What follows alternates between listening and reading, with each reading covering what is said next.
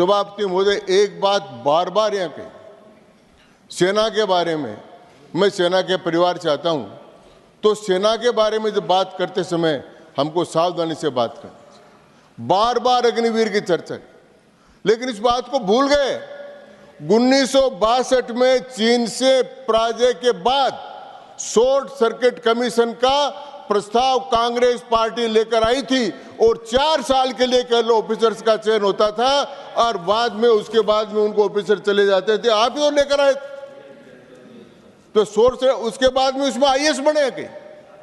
तो उसी प्रकार से अग्निवीर में जो लोग आएंगे 70% लोग तो भिन्न भिन्न सेवाओं में खपा लिए जाएंगे। आज भारत की सेना की उम्र को बराबर करने के लिए इतना बड़ा काम जो किया है, उसमें आप नहीं सोचते चीन से बुरी तरह से हार गए थे। उस समय जूते नहीं थे पहनने के लिए, लेफ्टिनेंट जनरल कोल थे और कृष्ण मेनन थे, वीके कृष्ण मेनन रक्षा मंत्री। उस समय की कहानी अगर आप पढ़ोगे सेना के बारे में तो उससे बड़े केरल के थे, मैं जानता हूं। तो वो उस कहानी को आप कहां तक लेकर जाओगे? और आज भारत की जो स्थिति बनी है उस स्थिति को देखने की जरूरत है। Please no cross talking. जी, उपसभापति महोदय, अभी अर्थ इसकी बात हो रही थी, लाइसेंस राज चलता था, कोटा परमिट लाइसेंस, वो राज खत्म हो गया और आज मोदी जी के टाइम पर जो राज है वो डीबीटी का राज है, डायरेक्ट ट्रांसफर का राज है। कोटा परमिट लाइसेंस खत्म हो गया। उस समय दोहरी व्यवस्थाएं होती थी। वो इलेक्ट्रॉनिक बॉन्ड की चर्चा कर रहे थे, पैसे कहाँ से आता, मुझे मैं बताता हूँ पैसे कहाँ से आता।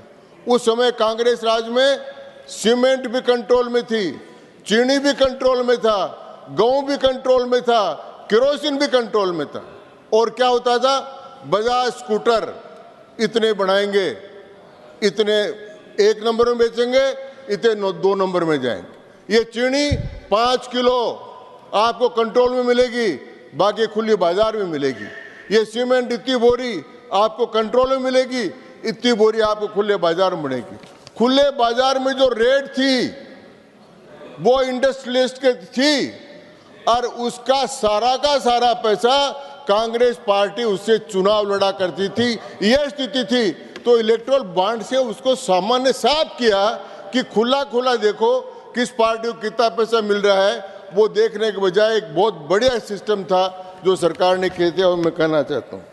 इसी प्रकार बेनामी ट्रांजैक्शन का 1998 में आप 88 में लेकर आए थे, उसको आपने लागू नहीं किया आज तक, ये मैं आपसे बताना चाहता हूँ। तो जिस प्रकार से अटल बिहारी जी वाजपेयी के पहले सेना के अंदर शहीद का 100 भी नहीं आता, पैकेज भी नहीं था। कारगिल पैकेज आज सारी दुनिया में जाना जाता है, उसका 100 आता है। उनका दाह संस्कार इज्जत से होता है, उसके गांव के अंदर जुलूस निकलता है, उनका सम्मान होता है और उसके बाद में उनकी पत्नी को, बच्चों को सबकी सुविधा देकर काम किया जाता है। 1 रैंक 1 पेंशन सारे दिन सारे लोग करते रहे। आपने सुना नहीं, इस समय भारत में 1,41,000 करोड़ रुपया 1 रैंक 1 पेंशन में सेना को पेंशन के रूप में दिया जाता है। ये रिकॉर्ड कायम किया।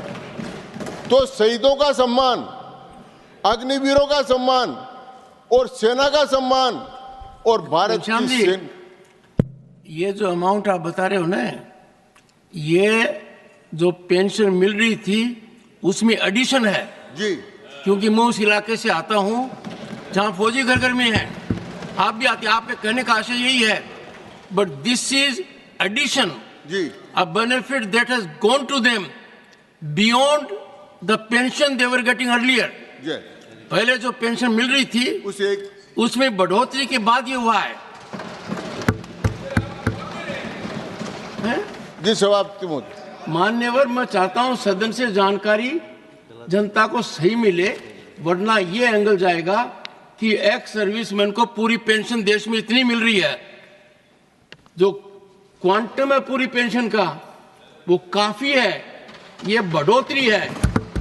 और यदि अगर आप पूछना चाहते हो, और चूंकि आप बैठे बैठे पूछ रहे हो, एक सरकार थी जिसने इसी के लिए 500 करोड़ का एलोकेशन किया था, जो 1 करोड़ और कुछ है। बैठते रहिए। नहीं नहीं, I have seen your conduct, I have seen the conduct, so I am stating something which is, I am stating something, Jairam Ramesh, which is reflected from the record of Parliament. Record of Parliament. This is record of the Parliament. A chairman can take recourse to record of the Parliament that in the financial statement the allocation was 500 crores. As against that 500 crores, the amount indicated by him is the amount. You don't want to. You want to come in the way of chairman telling the people at large the reality. Every time you rise and try to intervene. Why? Correct me if I'm wrong. Take. No. One second. Honorable members, I am very clear. On certain issues, we have to be bipartisan. On certain issues, we have to think about the nation. There are occasions when I go to a state and things are much better. I have said best of things on my tweet about Kerala. I don't become partisan. And this is not only with respect to Kerala, other states also. But I want people to be clear about it. I had to indicate the figure of 500 crore painfully. And why I say so? It is part of parliamentary record. और sir, किसान के घर में जन्मा हूं। किसान खेत में काम करता है, फौज में काम करता है। नहीं, फौज में भी काम करता है। हम मरने को तैयार रहते हैं। इसलिए मैं नहीं चाहता कि देश के जवानों को, उनके फैमिलीज को, जो देश के लिए मरने को तैयार हैं, सही बात नहीं मिले। Sir, you are saying the right thing. Please go ahead. सभापति महोदय, आपने मुझे वो संशोधित किया, उत्साहित भी किया, इसके लिए मैं आपका बहुत बहुत धन्यवाद देना चाहता हूं।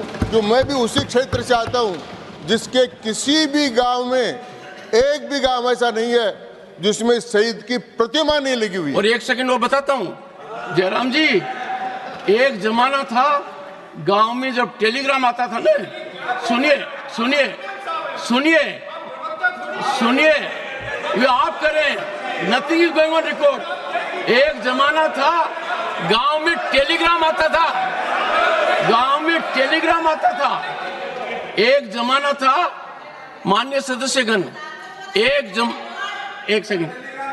जमाना था, और मैंने देखा है गांव में टेलीग्राम आता था तो टेलीग्राम को खोलते नहीं थे, रोना चालू कर देते थे। वो है हमारी बात। चलिए माननीय सभापति महोदय, तो मैं निवेदन कर रहा था। member who has no qualms in calling the chairman a spokesperson of a party. Here is a member who called me earlier cheerleader of a particular party. Where are we? Forget about it. Nothing is going on record. सभापति महोदय, don't force me to see that you follow protocol. Ask your friends around. They are very experienced, very, very experienced. They will tell you what mistakes you have committed today. Because of your mistake, I have been forced to take recourse to a budgetary provision that was made. I am the last person to get into that area. Sir, please go ahead. I know. सभापति महोदय, I know. Please take your seat. Nothing is going on record. No, nothing is going on record. सभापति महोदय, मैं, आप भी जानते हैं, मैं भी बहुत वर्षों से विधानसभा में यहाँ रहा हूँ। कभी भी आसन पर किसी भी प्रकार का रिमार्क करना संसदीय मर्यादाओं का हनन है, बहुत बड़ा हनन है, और उसकी मैं निंदा करता हूं। और सभापति महोदय,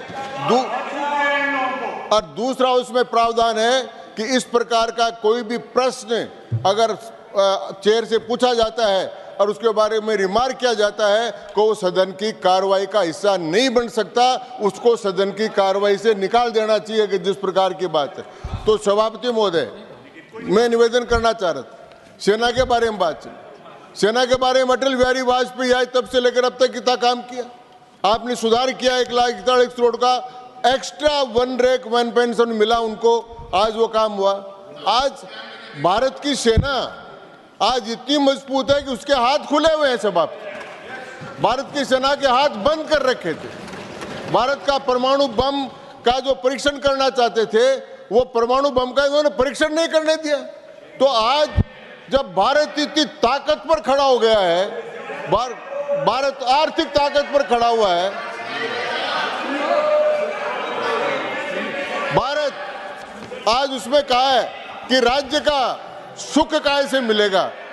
सभापति महोदय, चाणक्य ने कहा सुखस्य मूलम राज्यम, कि सुख का मूल राज्य है, और राज्यस्य मूलम अर्थम, राज्य का मूल अर्थ है, अर्थ से मूलम धर्मम। तो चारों काम हम पूरा कर रहे हैं। आम जनता को सुख दे रहे हैं बजट के माध्यम से। महंगाई विश्व में सबसे कम यहाँ पर है। महंगाई को नियंत्रित करके हमने रखा है। सारे पड़ोस के देश में देखो, सारे यूरोप में देखो, ये देखो, अब भारत को देखो, भारत को देखो कि भारत बचा हुआ है। और सभापति महोदय, जब आर्थिक स्थिति की चर्चा करते हैं तो यहाँ पर A1 और A2 हो जाते हैं। लेकिन मैंने बचपन में पढ़ा किताबों में, जब हमको पढ़ाते थे उस समय कहते थे भारत के औद्योगिक विकास के जनक, कांग्रेस के राजू पढ़े हम, जमशेद जी टाटा को पढ़ाते थे, दादा भाई नौरोजी को पढ़ाते थे, घनश्याम दास जी बिड़ला को पढ़ाते थे, और उनको आदर के साथ पढ़ाते थे। और आज जो भारत के वेल्थ क्रिएटर्स हैं, जो भारत की संपदा बना रहे हैं, उनको आलोचना करके उसका मुद्दा बना रहे हैं।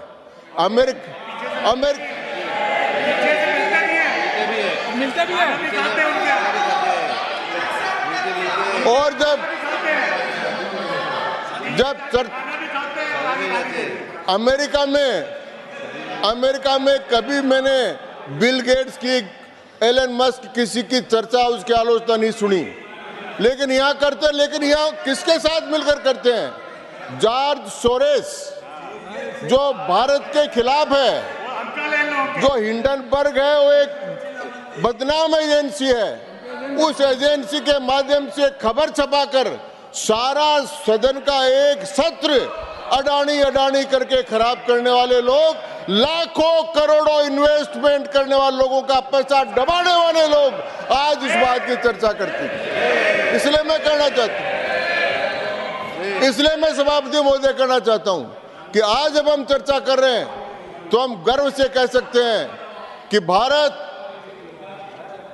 एक उदय होता हुआ नक्षत्र है। और हाँ, मैं शक्ति सिंह जी आपको बता रहा हूं, शक्ति का दिखा रहा हूं, क्योंकि